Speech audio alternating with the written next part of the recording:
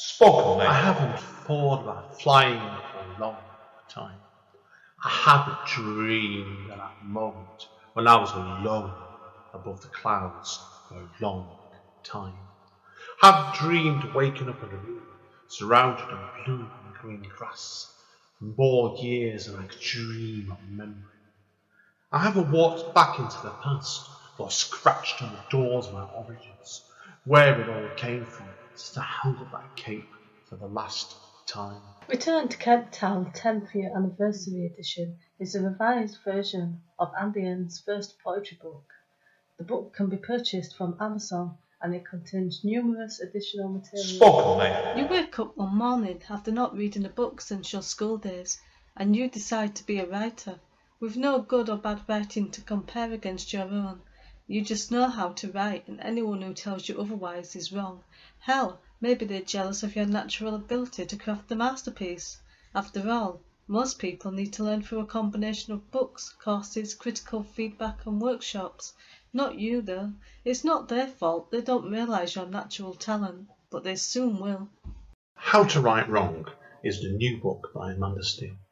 The book, which is an interactive story, gives the reader multiple options throughout its story. The book can be purchased from Amazon. Spoken Thank you today for tuning in to Spoken Label. Spoken Label was originally set up at the beginning of 2016 and as of recording has over 200 sessions in our archive. Although the podcast can be heard on Anchor, iTunes, Apple, Spotify, YouTube and literally 10 or 11 other networks, the full archive can be found at Spoken Label, all one word, spokenlabel.bandcamp.com. On Bandcamp, it is set as pay what you want, so you are entitled, if you wish, you can download it or stream it for nothing.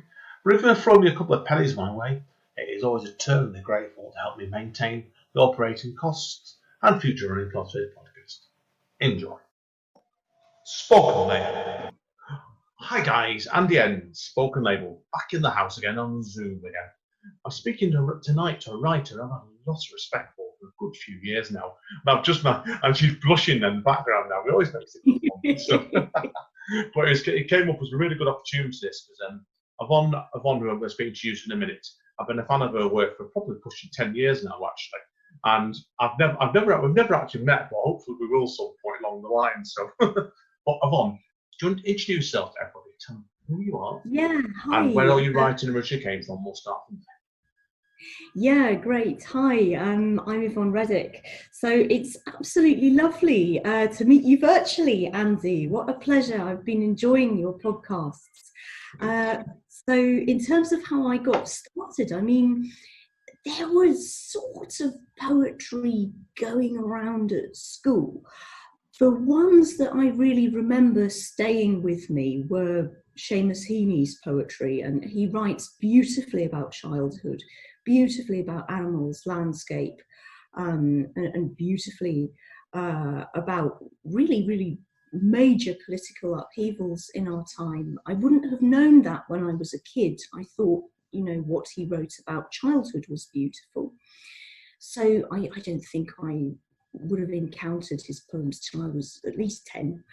But my dad had a copy of the new poetry by Al Alvarez, and it was scribbled all over in pencil. It was his O-level text, and he will have been interested in some of the poems and annotating them like a dutiful schoolboy, and bored at other moments because he's practicing his signature.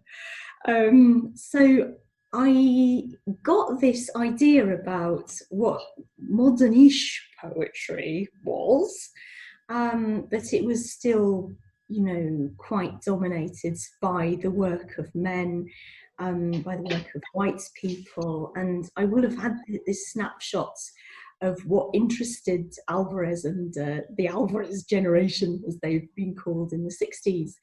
So that was around when I was growing up, which I suppose is quite lucky. And school were great when it came to introducing me to a few things. But Yeah, I suppose I kept writing at university thanks to other writers being there.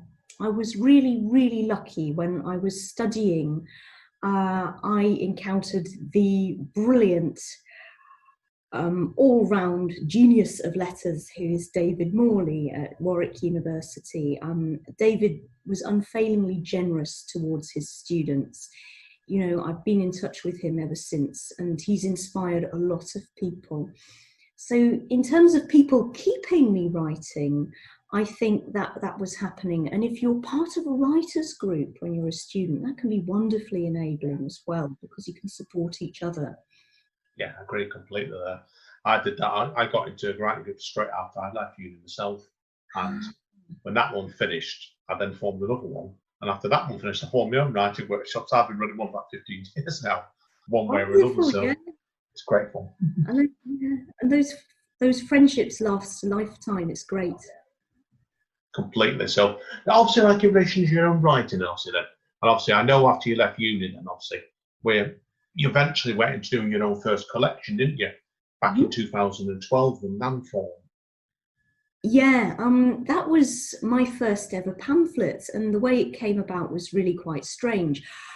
I remember feeling like the luckiest person in the universe when I realised that that was going to be published. I was so happy. I was so excited. There's just nothing like that, really. I'd been writing for quite a long time, for several years, and I got a couple of things in magazines, and that was wonderful, but there'd been a lot of rejections. We go through that process. So, oh yeah, I still get plenty of rejections. It's our rite of passage, isn't it? Oh, I know. It's happening. I know somebody that actually that's going. I forget who it was now. Actually bought a book out of the more fanciful rejections they got. That's amazing. That's fantastic. Yeah, my mate sent me an anthology called Mortification about really good literary rejections. I'm going to love that. But anyway, it makes you know you're not alone, at least. Oh yeah, completely. Yeah. Anyway, I was so happy when that pamphlet came out. I was quite shy about it at the time, but it was published by Sea Press up in Orkney. It's on recycled paper. It's it's on environmentally friendly ink, so there are no oil products that have gone into the printing of that thing. Fantastic. And yeah, it's an interesting artifact.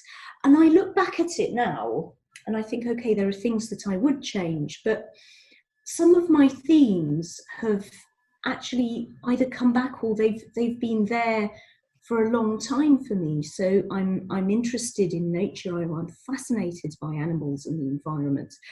I'm interested in climate change. Maybe there's a little bit of that in landforms. And I'm very interested in geological processes. You know, my family would have friends who were geologists and they'd come and talk about rocks, and to me this was fascinating. What child doesn't want to be a paleontologist when they grow up? Come on. So I suppose I kind of got around that by at least writing about it.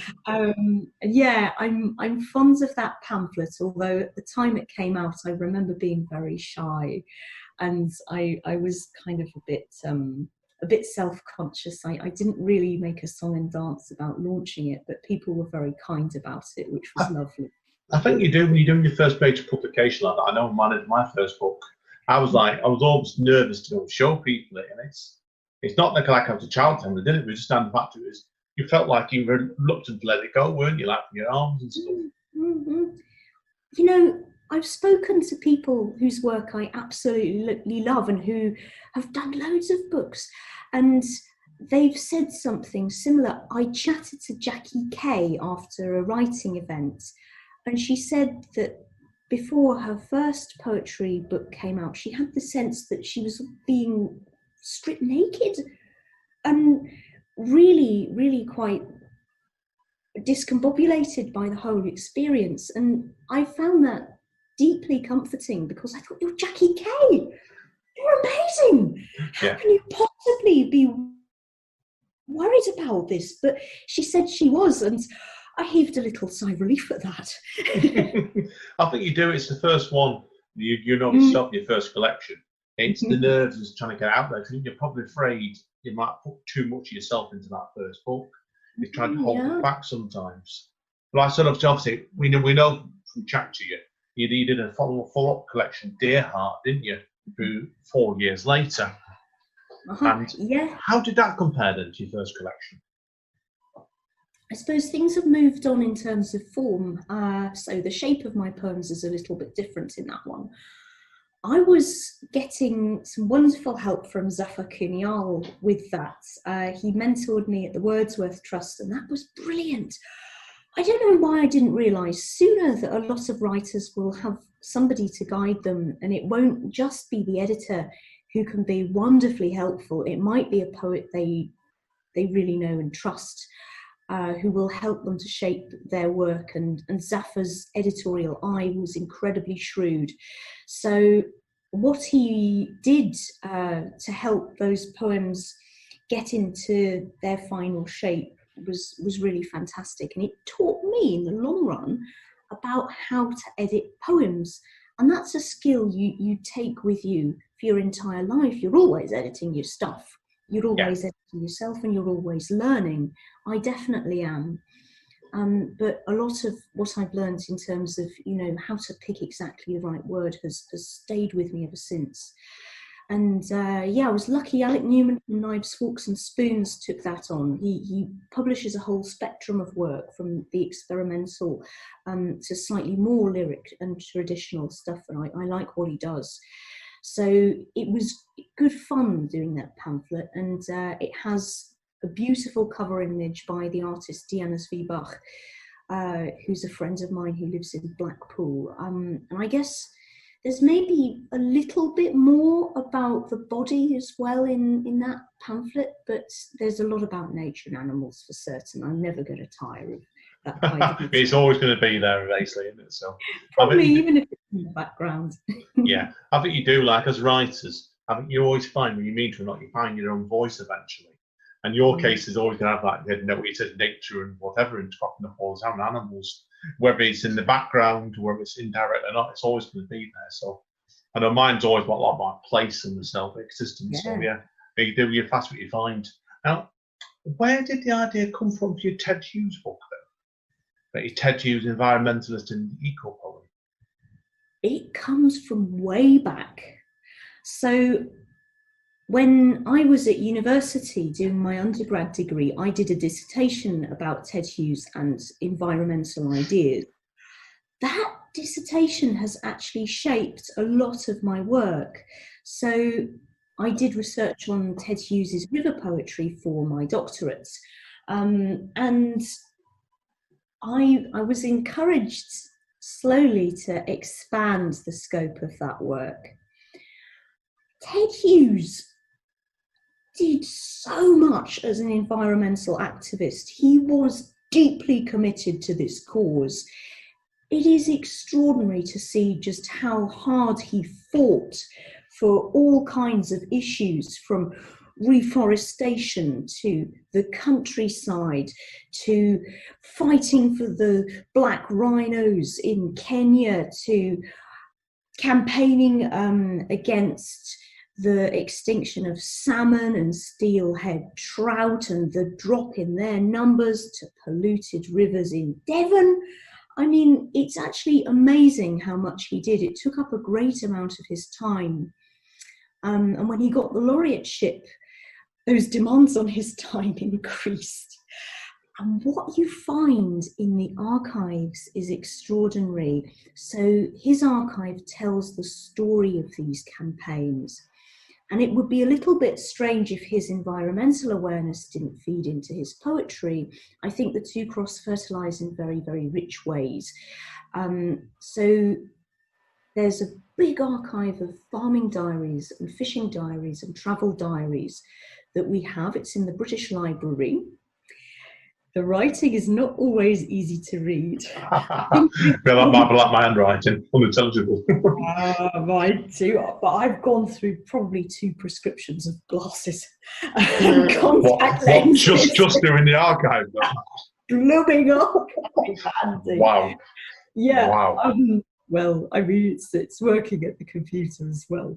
But I mean, his handwriting is at times really unintelligible. You get used to a writer's handwriting with time, but the things you learn are fascinating. So in Ireland, he was protesting and campaigning at an anti-nuclear demonstration. His son was an environmental biologist. He was researching fish biology in East Africa. He was researching salmon in North America and Alaska. So these 2 men were sharing a love of fishing, and they were learning from one another about the environment. And that is fascinating.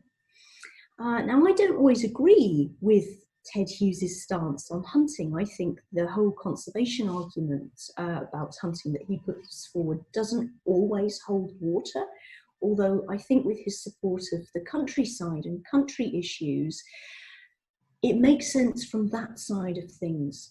But the letters I've read are just extraordinary. The causes he backed are amazing, and Hughes is very controversial, really controversial. And for me, as a woman, to look at his documents, you know, there are things I won't always like, or there will be things that shock me.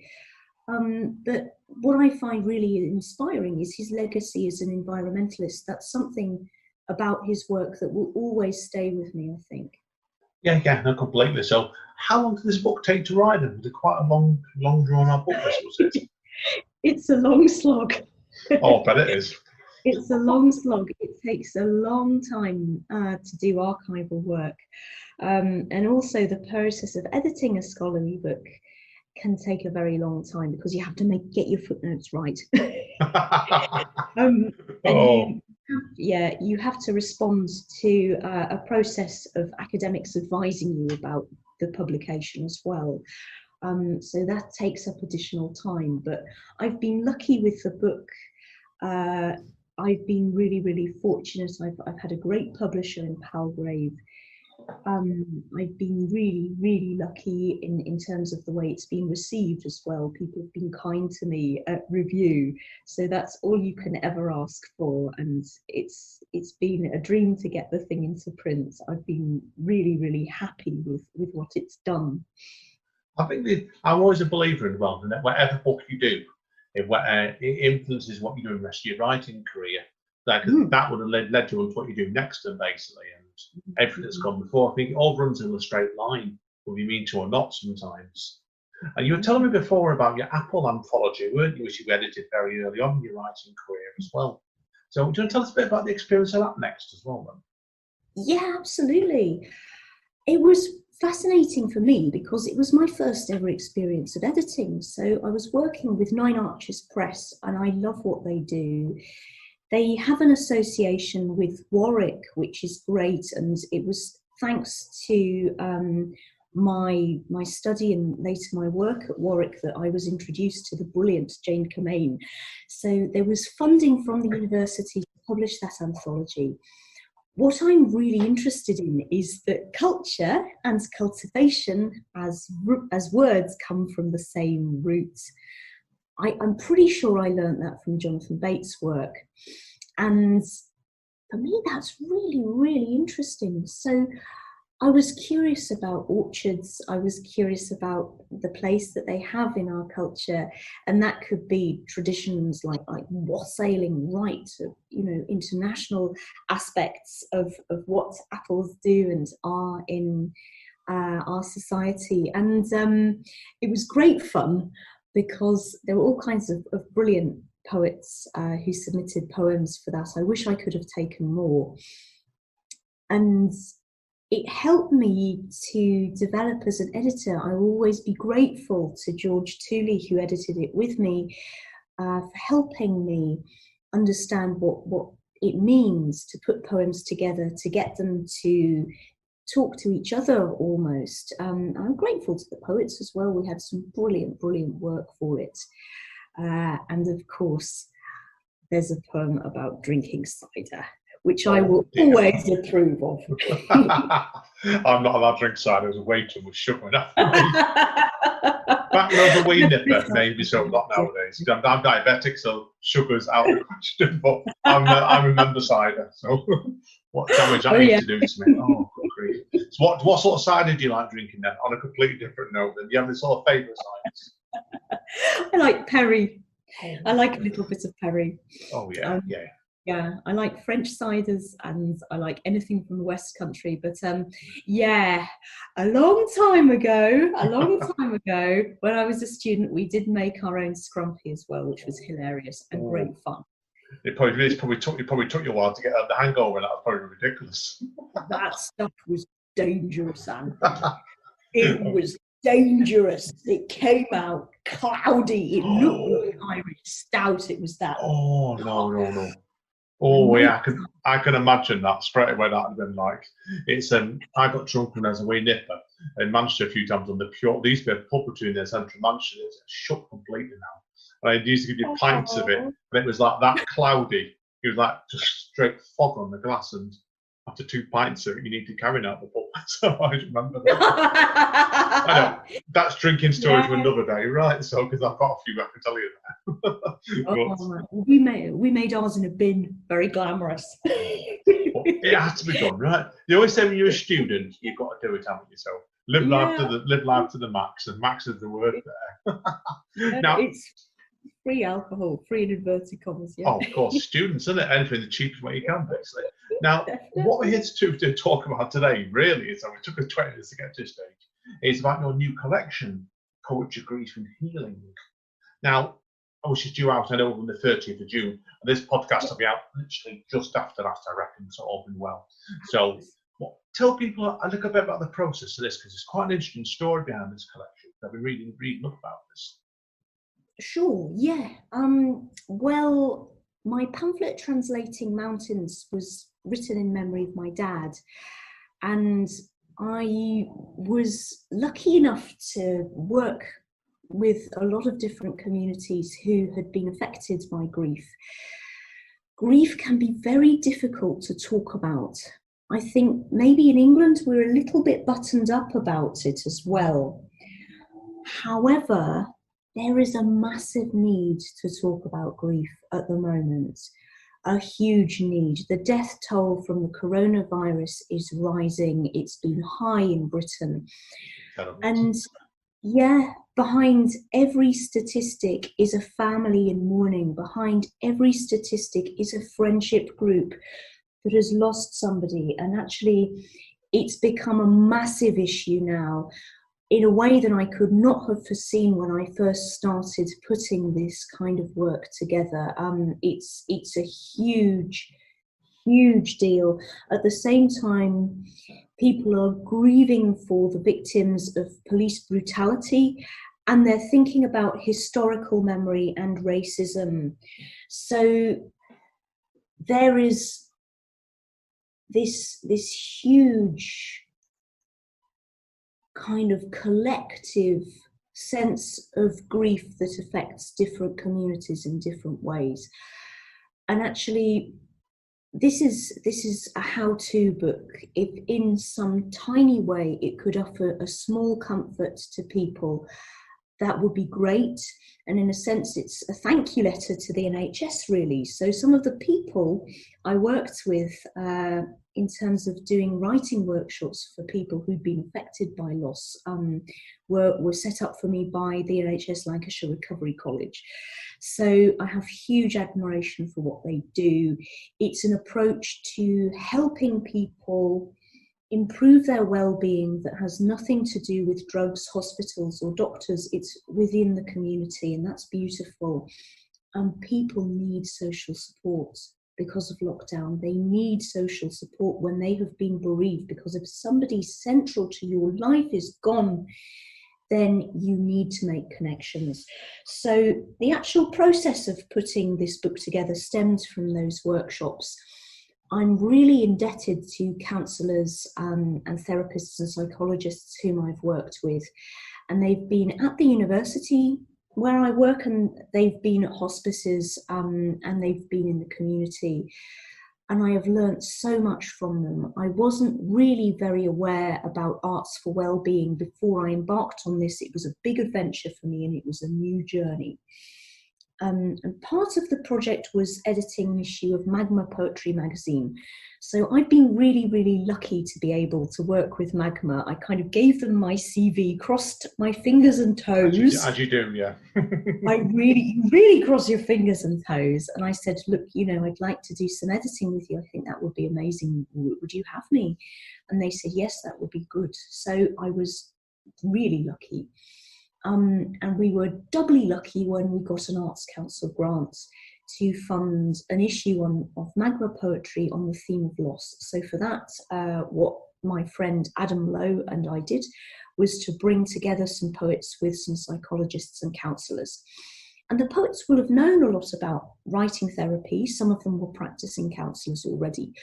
There were maybe some branches of psychology they didn't know so much about. So the neuroscientist, Dr. Andrew Churchill, who works at the University of Central Lancashire, was chatting to Malika Booker and to the amazing Jackie Kay. We were very lucky to be able to work with her and to have a poem from her. And Lowry Douthwaite was also chatting to Malika Booker at a collaboration event. And I'll say a little bit more about Malika's work in a second, because something wonderful has happened for her. But, yeah, Adam and I were inundated with poems for editing the Loss issue. We had over 8,000. I was a bit overwhelmed, and actually... Anyone can't see this. They see my face going, oh. Yeah, that was my reaction too. I was thinking, oh my goodness, this is more than Magma's ever had. It's wonderful because that theme connects with people and they are sharing their experiences. But the problem is you have to take just a tiny smidgen of what you get. Yeah. So it's kind of upsetting. The selection process must have been a nightmare to put it bluntly. In some ways, it was a nightmare. I mean, it's a privilege if people send you your work. It's wonderful and it's beautiful. And loss affects so many people that they were touched by the theme. But you have to be far more selective than you would like to be. So you sort of get into this dilemma where you think, oh goodness, what can I do? I really like that poem, and I can't include it.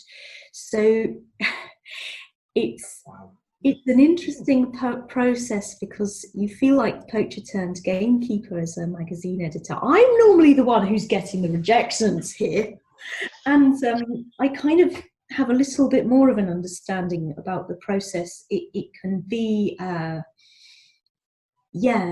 there's a lot of writing out there. There's a lot of excellent work being produced. So poetry in the UK is healthy.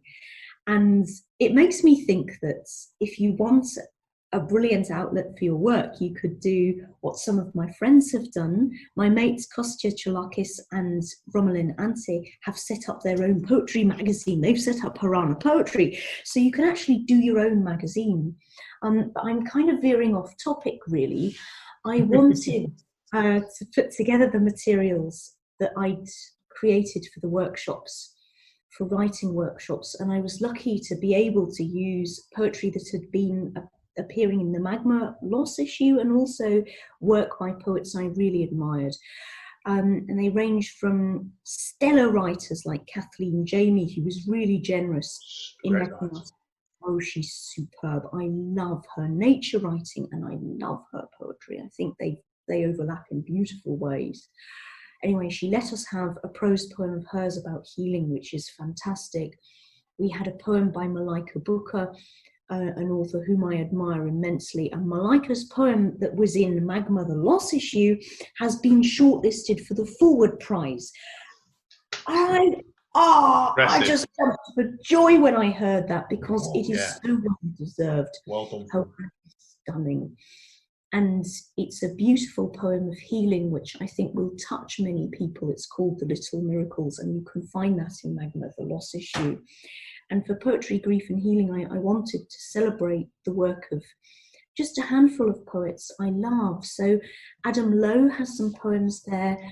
The brilliant Karen McCarthy Wolf has some incredibly beautiful, piercingly beautiful poems of loss and mourning in that book. And I'm really grateful to her for allowing us to republish them. And what I want the book to do is to begin quite gently with the process of thinking about loss, and thinking about loss through the loss of a precious object. Grief for a person can be shattering, it can be overwhelming. So it's a very gentle first step that people can use, and they can gradually begin to think about these issues and the emotions they throw up. And it begins to let people look at poems about water and the journey of life, and what it's like if you hit a waterfall like bereavement, how that can put people into a spin, and what that can do to our state of mind, which can be profound.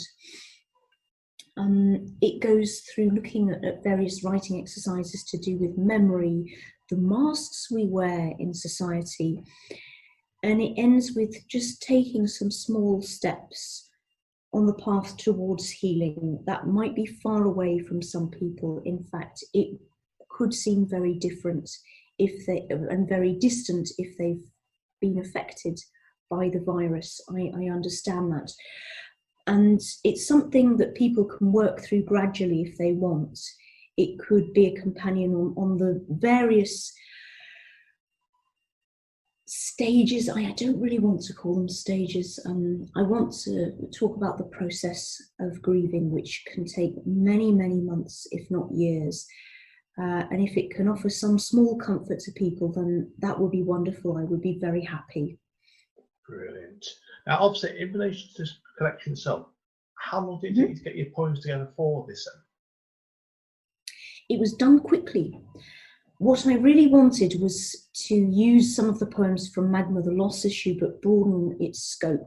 I had the materials from the Lancashire Recovery College, and I had the outlines for the workshops, but they had to be adapted for a little bit, and for the format of the textbook. And I've learned a lot from therapists about how to run a productive and humane and gentle workshop on this incredibly sensitive topic.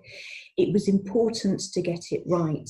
So I've learned a massive amount along the way. The book itself was put together quite quickly, but I did run through the material at great length when I was giving resources to bereavement charities, and when I was spreading the word a bit about the writing workshop format that I had.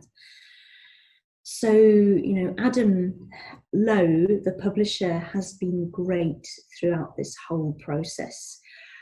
We delayed the publication a little bit because we wanted to make sure that the word was spread properly, and it's actually been talked about in the local media quite a lot in Lancashire, which is a lovely thing. That's really, really fantastic. So it felt as though it was pulled together at some speed, and you have to go through the process of getting permissions from the poets, of course, and they've been very, very generous with us. Weird delays have happened because of the virus, of course. As it does, yeah. Very strange things have happened because of lockdown, and there've been the great tragedies that people have experienced on a community level and on a personal level. There've also been peculiar things like not being able to send out contributors' copies yet, because I'd like to send them from my workplace at the university, and I can't because we're in lockdown. And yeah, it was assembled quite fast, but things kind of, the cogs turned maybe a little bit more slowly in some places, and it's been a strange mixture of things happening quickly and suddenly, and then there being some delays. Yeah, they're getting up lately with that. So, and people obviously wondering, the collection's actually coming out on the 30th of June. Now, if people want to get hold of it, where is it best going to get its collection? They can go to Doghorn Publishing's website, which is run by Adam Lowe. They can go to Amazon, or they can go to Lulu Books. So there are a few different websites where people can get. Now, do you have any sort of plans you can reveal that you're doing next after this, next projects in mind?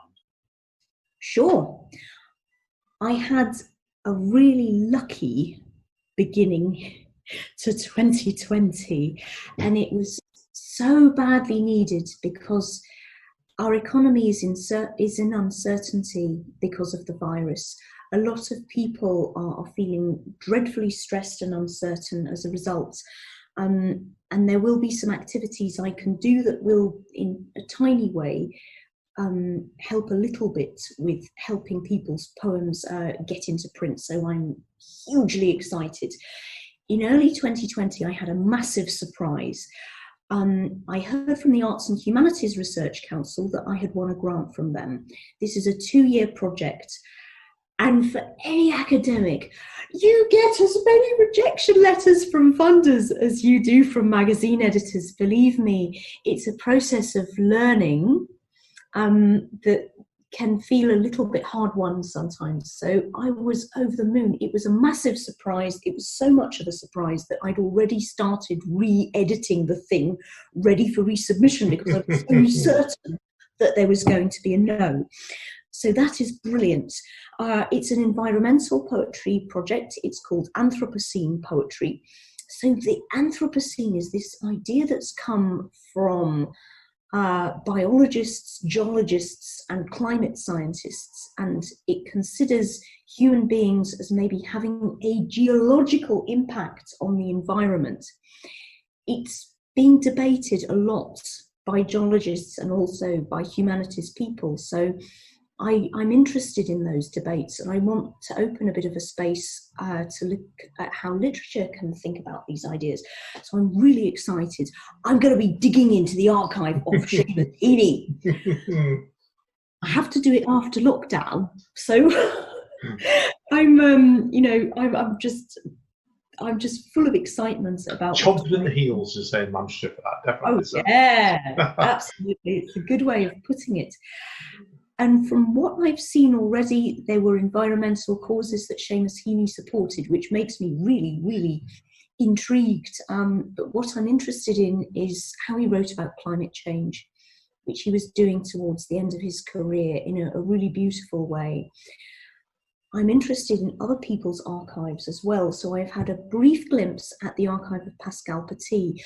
Petit has mentored me. She is a writer whose work is a touchstone for mine. What she's writing about the environment now is stunning. She even has a poem called Anthropocene that's recently come out in the New Statesman. Really? So I'm excited about what I might find as I go through the notebooks. And it was really generous of her to let me have this window into what she does. So that's going to be an academic book. I will be working with some poets to pair them up with some geologists, and we are going to put the resulting poems in Magma magazine. There will be, yeah, I'm ridiculously excited about this. I mean, I remember thinking, wouldn't it be fun to get people to get ideas together about the environment, about deep time, about the geological past, but also about the future we might be going towards. So my new poems are really interested in climate change. This is just a massive, massive, massive issue, and I think poets are turning their lenses on it. There aren't any easy solutions, or there aren't easy ways to write about this because it is so huge. And I think environmental scientists and geologists are going to be learning a lot from the poets, I hope. So I'm grateful to them. And there'll be the opportunity for people to send their poems to an Anthropocene issue of Magma magazine in early 2021. So I'm excited about that. I'm intrigued about all the forms that environmental poetry will be taking at that point.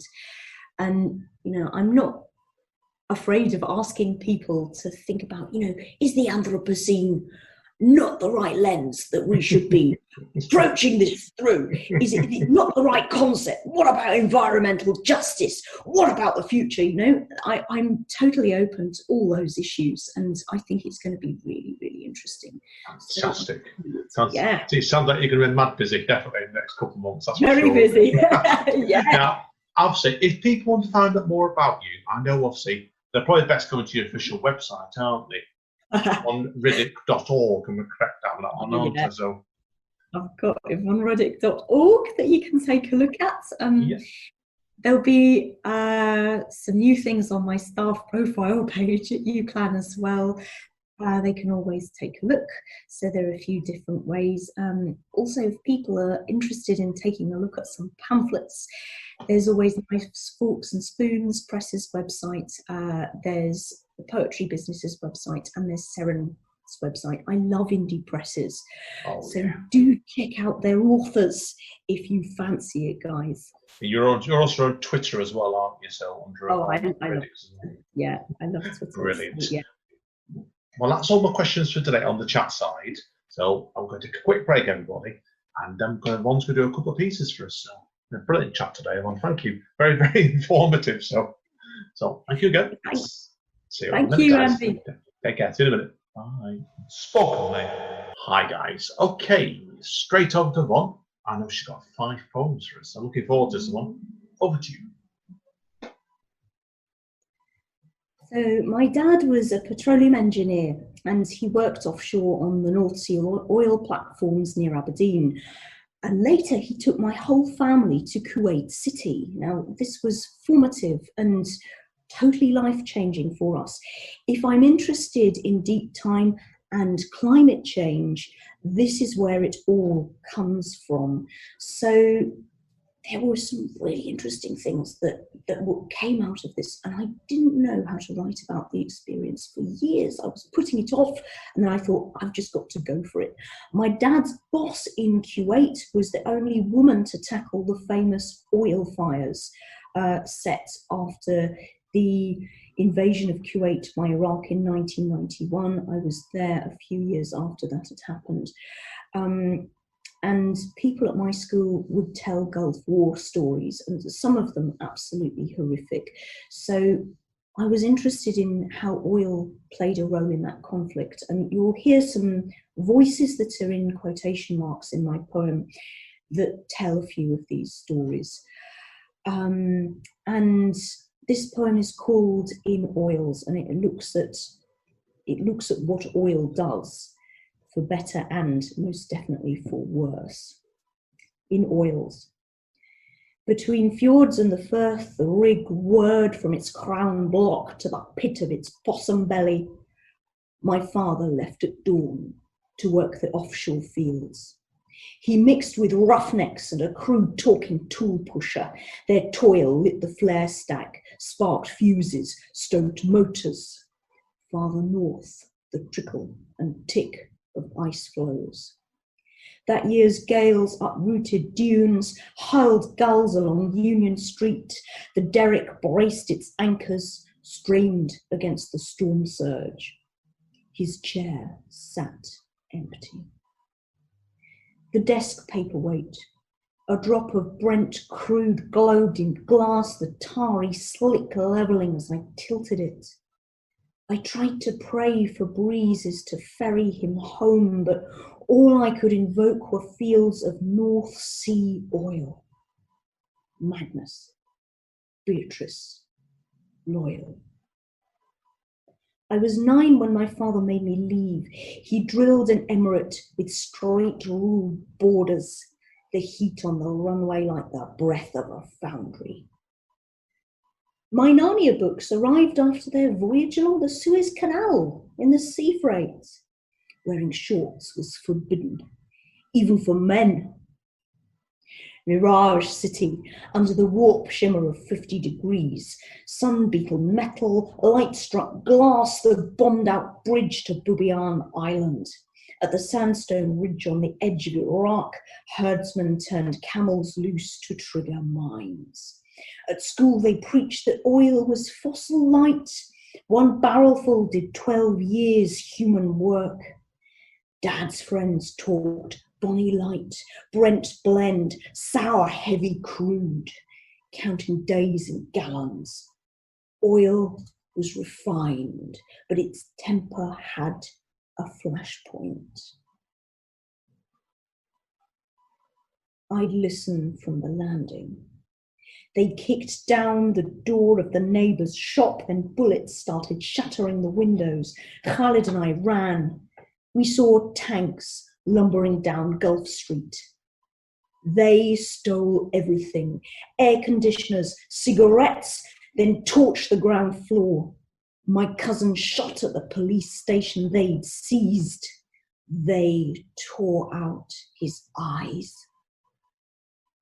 The burning pipeline howled. Sarah said like a jet engine. Fire trenches and oil lakes under a sky dark at midday. 6 million barrels of light, sweet, crude. I watched birds wading in the slip ponds. There was a hoopoe drinking petroleum, an oiled eagle panting for water. Airstrike on the Basra Road. The man clawed at the windscreen, trying to smash free before the petrol tank blew. An American camera blinked at his burnt-out sockets.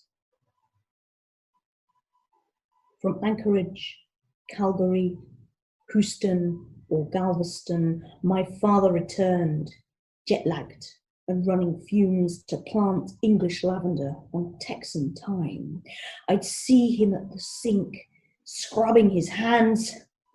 "I've fixed the engine." He'd show his palms. I'd watch him scouring skin that wouldn't come clean. His shirts would smell of earth and gasoline. Fantastic. That's really, really evocative, that. That's an incredible piece. I really felt like I was there with it. Really. Wow. Wow. Is that from your new collection, or is that from some previous thing? Yeah, it's come out in my latest pamphlet, Spikenard, in a slightly doctored form. I always change my mind about things and edit bits. Usual case, I'm the same, so I'm always changing things. 10, 20 years later, I can be the same. Now, okay, what's your second piece today? It's called Madness Lake. Now, my dad's hobby was hiking. I think I've been a bit bitten by the bug as well, because that's what I love too. I was up in the Lake District yesterday and it was glorious. So I think he'd be chuffed to know that I'm still enjoying the mountains. And one side of my family was Swiss. And when I went to visit my grandmother, we would be taken hiking sometimes, but it was quite easy walking. On reflection, at the time when you're a child and you're at primary school, all mountains seem intimidating and massive, even if when you look back they were hills. And I think you'll probably see how my worries about climate change feed into ideas about grief in this poem in quite a subtle way. So I'm looking at the names of landscapes and hills and glaciers in this poem, and it's set in Alpine France, and it's about a lake that has a very weird name, Lac de Folie. If you translate it, it sounds a little bit like Madness Lake, so that's the title of the poem, Madness Lake. Not even when we scaled the ice-scoured Dal did I think it was possible that he, like a glacier, could change state from solid to intangible in the pause between my heartbeats. Grinning and mopping his sunburnt brow, my father seemed imperishable as the snow-hooded plant overhead. When we reached the lake, the glacier, carved with a gunshot, jostled its floating bergs, its snout already retreating. 20 years to the day since we last trekked this crisscross path to Lac de Folie, Madness Lake.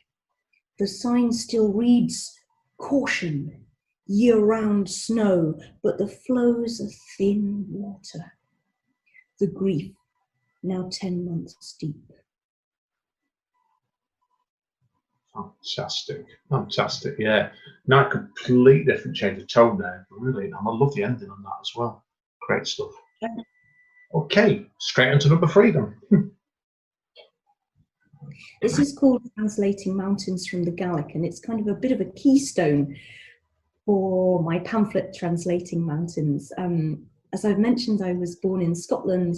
I've not been able to live there for ages, and I miss it, and I always go back, but you know, it's changed fundamentally since I was a child, and it's a landscape that will always be deeply special to me. Translating Mountains from the Gaelic. A pebble on the tongue and a chockstone in the throat. Ben Luil becomes Ben Loyal. Ben Uash eroded to Ben Wivis. Botan Jowin turns from demon's penis to devil's point. My voice, a stream gorge where quartz chunks clatter. Last summer, I shouldered my red rucksack, a water flask and a vial of his ash. A deerfly, its eyes peridot ringstones hovered to steal my blood, my language, a trespasser. I poured his English dust to feed the roots of the hill's oldest pine. Let the rain seep through him, Schiehallion transforming him to earth. Brilliant, absolutely superb that. Yeah, God, that's beautiful, that one. My family's actually from Scotland originally. Right, I've never actually been to Scotland. Yeah, my dad was born in Edinburgh, but I've never been. To be honest, that's because his dad moved down to Manchester, and my dad followed a few years later, basically. So it's like I'm about a quarter Scottish still. Really Great. We'll get up there. I will get up there Sunday because on my dad's side, his mum was Irish, so I went to Dublin for the first time about 10 years ago. And that's again, it's a marvellous place. You've got to visit your roots. I'm always a believer, definitely.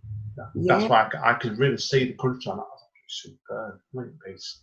Yeah. I'm letting you move straight under number 4. Then I don't want this getting cut off unless there's a connection here. So, bit of a change in topic, really. This is more a kind of mythical folktale poem. So I was reading a book about environmental writing and about climate change issues. And the writer, it's Timothy Clark, was suggesting this idea that somebody's carbon footprint could be like their double. It exists in the atmosphere for years after they are gone. And this idea intrigued me and it haunted me. But this is also a peculiar folktale poem about transformations and revenge. It's called In the Burning Season. She knocked one night as the clock tricked through shortening dark. Brows and eyes coal copies of mine, but her braid was auburn. She read my face, cotched by the stove and stirred the embers. Make yourself at home, she told me, gorging the brazier on my best coal. We were up with the next day to prune my apples, summer king, beauty of Bath. Hard frost hissed at the heat of her instep. A fingertip tapped on bark. Nude pear trees frothed with blossom. Mayweed and nightshade rioted across the January field. The sky a flashover. To teach me pyrography, she scored her name 2 letters from mine into the mantle. I bit my yell in 2 when... Come on, dare you? She turned the branding iron on my forearm. Joe said he'd flown to meet partners in Frankfurt. The flags and thatch creaked themselves to sleep. I ghost crept to the ensuite and caught her in the bathtub, blowing him a light. So I bolted downstairs, triple-clicked the locks and gave that pair and the house a gasoline shower. These fingers are still webbed with scars. Dro's bought a flat in West End. My hair has grown back red. Wow. That's completely different to your other pieces. Do you like doing a lot of fancy thought poems, do you? I love them. Yeah, you can tell you enjoy writing here, and that was incredible, that piece. Yeah, thank you. I'm absolutely mad about very mythical poetry that sort of exists in that misty between facts and reality. I think if you overdose on The Lammas Hiling by Ian Duig, and you read Pascal Petit's work and you read John Burnside, then you're going to be influenced at some level, aren't you? So I think maybe come out of that space. That was actually incredible, that piece. I was just sat there thinking, wow, absolutely superb. Okay, we're on to the big finale now. So, over to you. I wanted to give you a poem about environmental resilience and resistance, really. So I get very worried about wildlife crime. I get very upset if ever I hear about it. But at the same time, I've always been interested in writing about animals in a way that I hope isn't necessarily reinventing the Ted Hughes wheel. I don't know if I'm quite getting there, but it's a dangerous thing, I guess. I was lucky enough to go hiking in winter in Scotland, and I saw 10 hares on one hill, and I could not believe my eyes. It was like being in a strange folkloric tale. 10 mountain hares. Wow, that is rare. But they are a persecuted species. They are shot on grouse moors, which deeply, deeply worries me. And I wanted to condense my wish for survival, really, and for the natural world into this little short poem about mountain hares and the wonderful creatures we have in our mountains. Mountain hare. Solid mist on speed. A hare springs from the prayer of a lost mountaineer. Jink through the peat banks, lepus, upland leaper. Hear the marksman's heart before he hits his mark. Brilliant. And people notice that we've got a nice sound effect right at the back of it then, didn't we? You're getting lockdown side effects. Oh, I do. It's brilliant on that, because the amount of times and I've been podcasting people, I get the police, because where we live is the side road. The amount of times we get ambulances and police cars going past is incredible. I can rerun if it's annoying, because it's a bit of an urban noise for a very rural poet. Oh. No, I think it's great actually. It brings your point to life then, the fact that there's the extra bit of emphasis at the end of it. Brilliant. Well, thank you again today, Yvonne. It's been a pleasure and I've really, really enjoyed it. Now, hang around. I need a quick word off mic. This is Andy N. Doing the thumbs up to Yvonne, back to me. Thank you again. It's been a pleasure. And we'll see you all soon, guys. Stay safe and stay safe. Thank you. Bye. Brilliant. That was a great little blast poem, that. It's surreal, wasn't it, with the ambulance in the background there. Weird. I was wondering about that, and I deliberately shut the door because the builders are making a noise outside. But anyway, thank you. It's been a pleasure. Now, I need you to do me a quick favour as well. So what I'm going to do is I'm going to check the schedules later on for the podcast, but I'm aiming to bring this out round about when your book's out, okay? I think it'll be just after, because I've got a gap in the schedule, so I can bring it forward for you as a favour, okay? But can you do me a favour? Send me over by Facebook a press photo I can use of you to go with the podcast. Mm-hmm. Well, I've got all the links I need. Everything else is all ready, so all I need to do is I'll basically edit it all together, and then I'll have it ready tonight. But then I'll set it to be released in about 2 weeks' time for you. I think it'll be the day after, probably the 1st of July, it'll probably go live.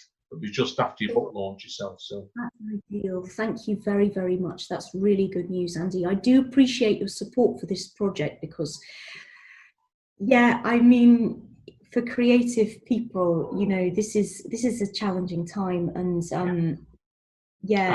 I nearly lost my dad last year. We did so. My dad had a stroke back in the last year, and we just got him back on his feet. Then we got into lockdown, so I can. As soon as I saw that, I wanted to chat to you about it. And I knew Amanda and one partner wanted to hear it as well about her dad. So that's why it made sense for both of us to. She was saying to approach you straight away. So it's been a pleasure. Yeah, I mean, really, really good to chat to you. And you do a great job of putting your interviewees at ease, Andy, because I get nervous before interviews, and I was great with this. I felt really chilled. That's a lovely skill to have. And I've got better at it because when I first did it, I used to like constantly cut people off, and I learned to, nowadays I just listen to people more and then just try and keep the movement along. Because you notice I don't like asking direct questions. I like to just move the topic along at its own natural pace. And we've done probably, well, we've got 2 minutes left. So we've chatted for an hour and a quarter, so we've done all right there. And there's probably about 45 to 50 minutes of footage, so it's brilliant. So. Yeah, well, it takes so long to edit, Andy. Really, I'm deeply, deeply grateful. Thank you for your work. It's fine. It's not going to take long, this, because all I need to do, I know we're okay. I think the sound levels are fine. And I'm going to have to go back and do a quick edit on your second poem. I know you fluffed it a bit, that happens. And then it'll be ready. Okay, so it won't take long that. So get a picture over to me, and we'll speak soon, okay? And we'll keep in touch. I'll welcome you to another session with you in the future if you want to. Thank you so much. This is really generous, Andy. I appreciate it. Really enjoyed it. I'll have to go because I've got to go find Amanda now. Good to see you, okay? Take care. See you soon. Bye. Lovely to see you. Love to meet you. See you soon. Bye. Spoken, mate.